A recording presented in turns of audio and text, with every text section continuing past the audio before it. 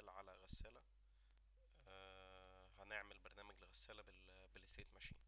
الستيت ماشين هي طريقة برمجة آه، لخطوط إنتاج صغيرة، وأي حاجة آه، بتحتاج لتكرار تتابعي في الخطوات بتاعتها. اي حاجه فيها sequential process بنستخدم معاها الستيت ماشين، لانها بتبقى اسهل جدا من اللادر. في البرمجه انت ممكن باللادر تعمل برنامج مثلا طوله 100 او 150 سطر. في الستيت ماشين هتلخص كل السطور دي مثلا في سطرين ثلاثة وخلاص. عشان نفهم الستيت ماشين دي هضرب مثال صغير.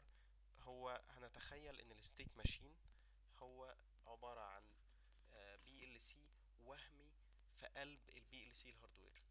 يعني لو تخيلنا ان الفريم الاسود ده هو ده شكل البي ال سي بتاعنا، الهاردوير. الانبوتس، الفيزيكال انبوتس هي من فوق، discrete انبوتس، والاوتبوتس هي من تحت فعلا.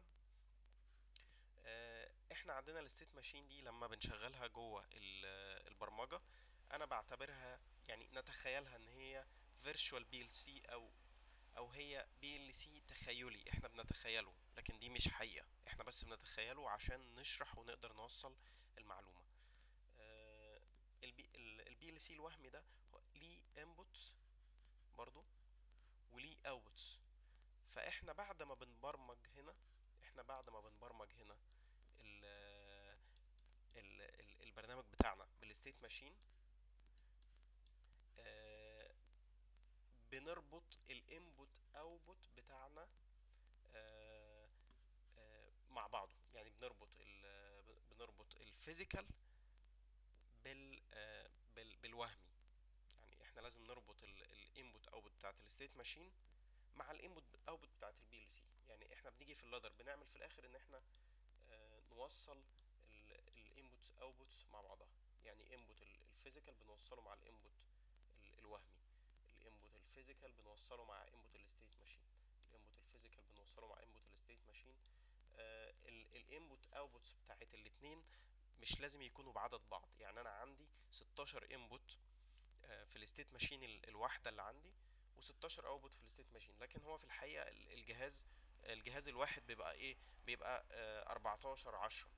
وبنيجي برضو في الاوتبوت بتاعه الستيت ماشين نوصلها بالاوتبوت بتاع الفيزيكال، عشان لما ننفذ البرنامج على السيموليشن يشتغل.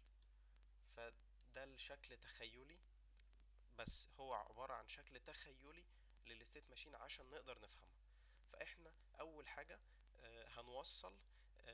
هنعرف الانبوت بتاعتنا الفيزيكال، ونعرف الانبوت الوهمية بتاعت الستيت ماشين، ونعرف الاوتبوت برضو بتاعت الستيت ماشين والاوتبوت بتاعت البي ال سي الوهمي. وبعد كده هننفذ البرنامج في قلب الستيت ماشين عشان البرنامج في الاخر يشتغل.